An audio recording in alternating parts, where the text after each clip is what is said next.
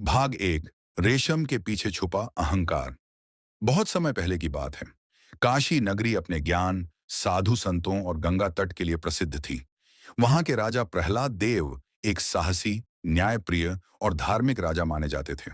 परंतु उनके भीतर एक दोष था, अहंकार।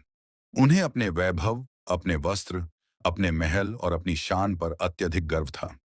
एक बार गर्मियों के दिनों में राजमहल में एक विशाल सभा आयोजित की गई। राजा ने आदेश दिया कि राज्य भर के विद्वानों, संतों और कलाकारों को आमंत्रित किया जाए।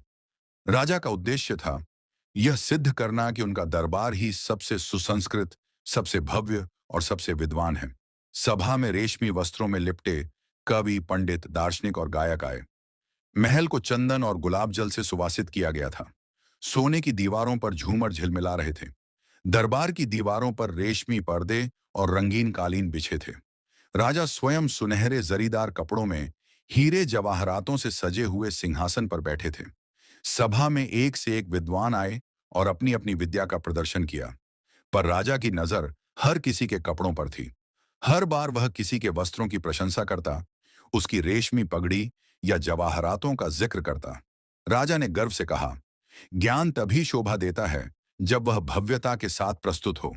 साधारण वेश में ज्ञान वैसा ही है जैसे कच्चे बर्तन में अमृत। भला कौन पीना चाहेगा? सभा में ताली बजी। कुछ लोगों ने सिर झुका लिया, पर कुछ ने चुपचाप एक दूसरे को देखा। राजा के मंत्री ने धीरे से कहा, महाराज, एक व्यक्ति है जो इस बात से सहमत नहीं होगा। कौन? राजा ने पूछा। कबीर, मंत्री बोला। वह जुलाहा, साधारण वेशधारी, पर उसकी बातें नगर भर में गूंजती हैं। लोग कहते हैं उसकी वाणी में सच्चाई है और उसकी सोच में गहराई। राजा मुस्कुराए। तो उसे बुलाया जाए। मैं देखना चाहता हूं कि क्या फटे कपड़ों में भी ज्ञान बसता है। कबीर का आगमन अगले दिन विशेष आमंत्रण भेजा गया। कबीर को दरबार में आमंत्रित किया गया ताकि वह राजा के सामने अपने विचार रख सके। सभा वाले दिन दरबार पहले से भी ज्यादा सजा हुआ था। राजा नए रेशमी वस्त्रों में, हाथ में सोने का पंखा लिए, अपने दरबारियों के साथ बैठा था। तभी दरबार का मुख्य द्वार खुला। भीतर प्रवेश करता है एक साधारण वृद्ध। पैरों में कोई जूता नहीं, गले में सिर्फ एक पुराना गमछा, कपड़े हल्के फटे हुए। वह न तो सिर झुकाता है, न ही झिझकता है। सीधे राजा की ओर बढ़ता है। यह था कबीर। दरबारी फुसफुसाने लगे। कुछ ने हंसी दबाई, कुछ ने तिरस्कार से देखा। राजा ने व्यंग्य से कहा, कबीर, यह दरबार है, गली का मोड़ा नहीं। ऐसे कपड़े पहनकर क्या ज्ञान दोगे? कबीर ने शांत स्वर में उत्तर दिया, महाराज, ज्ञान आंखों से नहीं, अनुभव से आता है। फटे वस्त्र मेरी गरीबी दिखाते हैं, पर विचारों की अमीरी वही बताएगी जो ध्यान से सुनेगा। राजा ने हंसते हुए कहा, क्या तुम यह कहना चाहते हो कि रेशम में रहने वाले अज्ञानी हो सकते हैं? कबीर बोले, नहीं, मैं सिर्फ इतना कहना चाहता हूं कि अगर कोई सिर्फ वस्त्र देखकर आदमी की बुद्धि नापने लगे, तो वह स्वयं मूर्खता का वस्त्र पहन चुका होता है। राजा को चुभा। चुनौती। राजा ने कहा, तो ठीक है कबीर, अगर तुम्हें लगता है कि तुम्हारे विचार मेरे कपड़ों से ज्यादा मूल्यवान हैं, तो सिद्ध करो। पर एक शर्त है, कल दरबार में ऐसा उत्तर लाओ जो मेरी सोच को बदल दे, वरना तुम्हें इस नगर से निकलना होगा। कबीर मुस्कुराए। महाराज, सत्य को साबित नहीं किया जाता, वह स्वयं सामने आता है। पर मैं कल आऊंगा और आपके प्रश्न का उत्तर दूंगा। लेकिन मेरी भी एक विनती है। कहो, राजा ने पूछा। कल आप भी सामान्य वेश में आइए, बिना रेशम, बिना आभूषण, जैसे आम आदमी रहते हैं। दरबार में सन्नाटा छा गया। राजा ने हैरानी से कहा, ताकि मैं भी तुम्हारे जैसे दिखूं? कबीर ने धीरे से उत्तर दिया, ताकि आप स्वयं को देख सकें, बिना बाहरी आवरण के। जब राजा वस्त्रों से नहीं, विचारों से बड़ा लगे, तभी ज्ञान शुरू होता है। राजा सोच में पड़ गया। दरबारी उसकी ओर देखने लगे। कुछ ने विरोध जताया, पर राजा ने अंततः कहा, ठीक है, कल मैं आऊंगा और देखूंगा कि कपड़े मेरे विचारों से बड़े हैं या नहीं। उस रात राजा ने पहली बार अपने दर्पण में खुद को बिना मुकुट, बिना शाही वस्त्रों के देखा। चेहरे पर झुर्रियां, थकान और कुछ ऐसा जो वह वर्षों से नहीं देख पाया था। वह सोचने लगा, अगर मैं राजा ना होता तो क्या लोग मेरी बात सुनते? क्या मैं फिर भी बुद्धिमान कहलाता?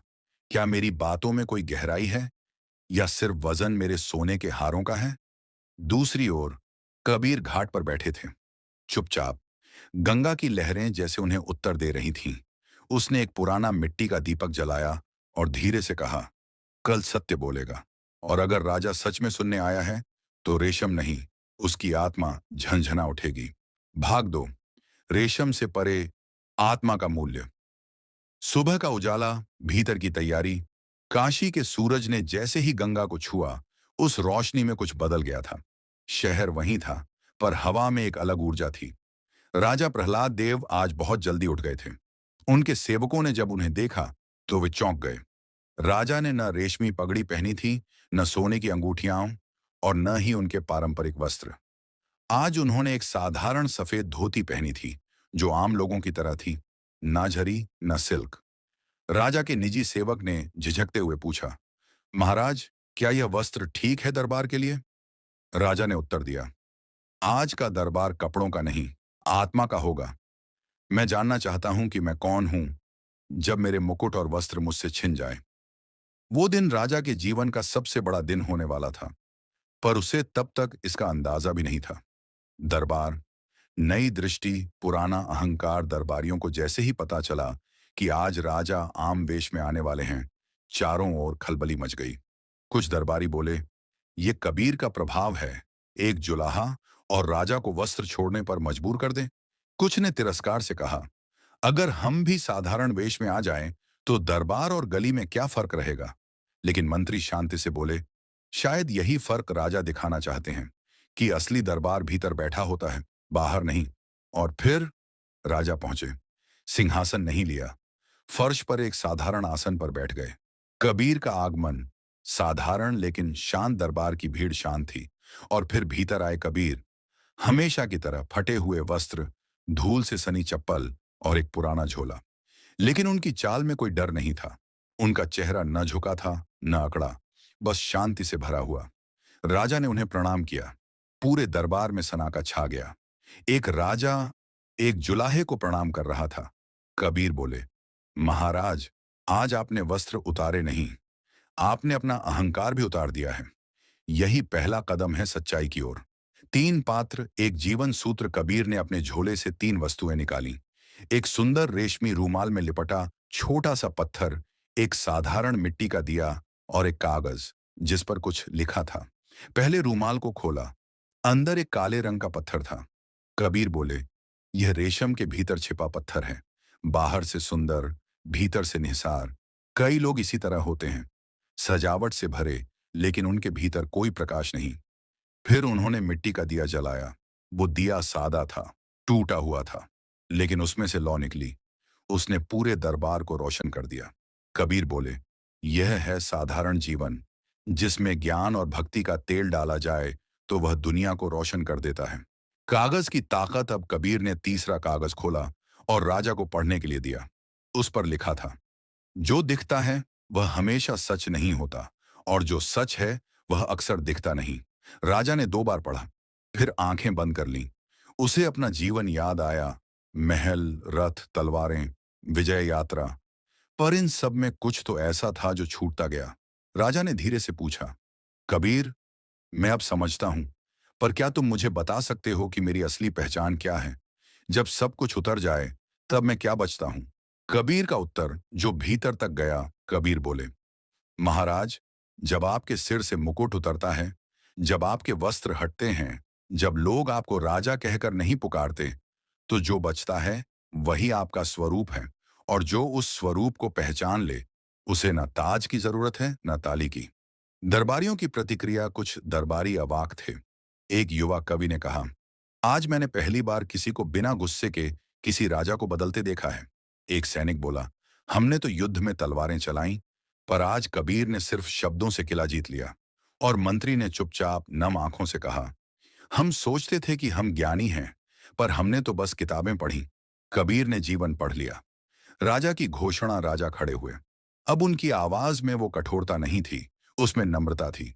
उन्होंने कहा, आज से इस दरबार में किसी की कद्र उसके वस्त्रों से नहीं, उसके विचारों, कर्मों और सच्चाई से की जाएगी। और अगर कोई दरबारी, कोई सेवक या मैं स्वयं भी दिखावे के पीछे छिपने लगे, तो वह इस भूमि की सेवा नहीं, अपमान करेगा। फिर उन्होंने कबीर की ओर देखकर कहा, आज आपने मुझे वह आईना दिखाया जिसमें मेरा असली चेहरा था, जिसे मैंने रेशम से ढक रखा था। कबीर की विदाई सभा समाप्त हुई। कबीर चुपचाप अपने रास्ते पर निकल पड़े। ना उन्होंने इनाम मांगा, न जयकार सुनी, बस अपने फटे कपड़ों में शांति से घाट की ओर चल पड़े। पीछे सिर्फ एक चीज रह गई थी, वो बदलाव जो शब्दों से नहीं, अनुभव से हुआ था। भाग 3। जब राजा ने फटे कपड़े पहनने शुरू किए, परिवर्तन की हवा। जब राजा प्रहलाद देव ने दरबार में यह घोषणा की कि अब व्यक्ति का मूल्य उसके वस्त्रों से नहीं, विचारों से आंका जाएगा, तो यह बात महल की दीवारों तक सीमित नहीं रही। शहर के हर कोने में, गली गली में लोग एक ही बात कर रहे थे। राजा ने कबीर से ज्ञान पाया। राजा ने फटे वस्त्र पहनकर सच्चाई देखी। कुछ ने इसे पागलपन कहा, कुछ ने ईश्वर की कृपा, पर सभी को यह स्पष्ट था कि काशी में कुछ बदला है। एक बुनकर की कहानी। राजा के परिवर्तन के बाद काशी के एक गरीब बुनकर ने अपने बेटे से कहा, बेटा, पहले लोग मुझे मेरी गरीबी पर हंसते थे, अब वे मेरी बात सुनते हैं। शायद अब समय आ गया है कि हम अपनी आवाज उठाएं, बिना डर के। सिर्फ राजा ही नहीं बदला था, लोगों के अंदर की दृष्टि बदलने लगी थी। राजा का आत्म मंथन। महल में राजा पहले जैसे नहीं थे। वो हर सुबह कुछ समय एकांत में बिताने लगे। न रथ, न शिकार, न सभा। कभी कभी वह अकेले ही गंगा घाट चले जाते थे। वहां बैठे फकीरों से बात करते, बच्चों के साथ खेलते और नाविकों से उनके जीवन के अनुभव सुनते। एक दिन उनके मंत्री ने पूछा, महाराज, आप इतने साधारण क्यों हो गए हैं? आपकी सत्ता तो पहले भी अटूट थी। राजा मुस्कुराए और बोले, पहले मैं राजा था, और आज मैं इंसान हूं। और जब इंसान बनता है, तभी वह दूसरों की पीड़ा समझ पाता है। कबीर का संदेश। अंतिम मिलन। राजा ने एक दिन निश्चय किया कि वह एक बार फिर कबीर से मिलेंगे। वह गुप्त रूप से गंगा घाट पहुंचे। कबीर वहां बैठकर कुछ लिख रहे थे। पास ही एक मिट्टी का दीपक जल रहा था, जो तेज हवा के बावजूद शांत लौ से जल रहा था। राजा धीरे से बोले, कबीर, क्या मैं कुछ पूछ सकता हूं? कबीर ने मुस्कुराकर सिर हिलाया। राजा ने पूछा, तुमने मेरी सोच बदली, लेकिन तुमने खुद कभी कुछ नहीं मांगा। क्या तुम्हें कुछ नहीं चाहिए? कबीर बोले, जिसने भीतर का प्रकाश देख लिया हो, उसे बाहर का सोना नहीं चाहिए। और जिसने आत्मा को पहचान लिया हो, उसे मान सम्मान का लोभ नहीं रहता। राजा कुछ पल खामोश रहे, फिर बोले, तब भी क्या मैं तुम्हारे लिए कुछ कर सकता हूं? कबीर ने मिट्टी का दीपक राजा को थमा दिया और बोले, बस इतना करो, जिस तरह यह दिया खुद जलता है, वैसे ही अपने राज्य में ऐसा न्याय दो जो दूसरों को रोशनी दे, भले ही वह मिट्टी का ही क्यों ना हो। जनता में बदलाव। राजा ने अब शासन में छोटे छोटे पर गहरे बदलाव करने शुरू किए। अब दरबार में कोई भी सामान्य व्यक्ति अपनी बात रख सकता था, बिना किसी भव्य वस्त्र के। कर प्रणाली को सरल और न्यायपूर्ण बनाया गया। मंदिरों और महलों की जगह अब विद्यालय और कुएं बनवाए गए। हर महीने जन सुनवाई दिवस रखा गया, जिसमें राजा स्वयं साधारण वस्त्रों में लोगों से सीधे संवाद करते थे।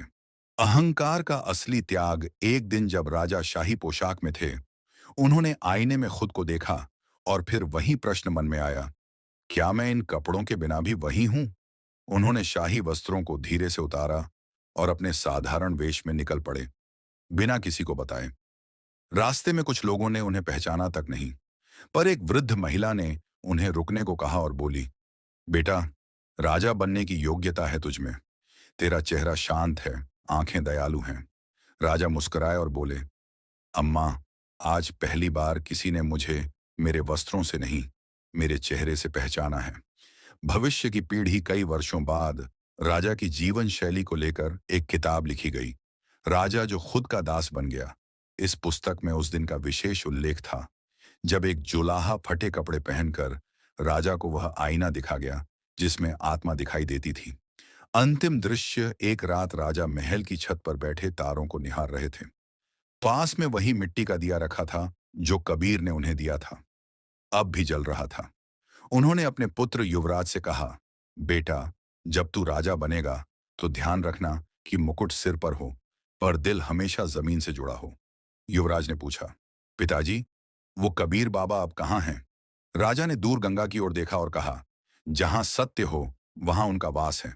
वो मिट्टी के दीपक की तरह हैं, छोटे, सादे, पर जीवन भर रोशनी देने वाले।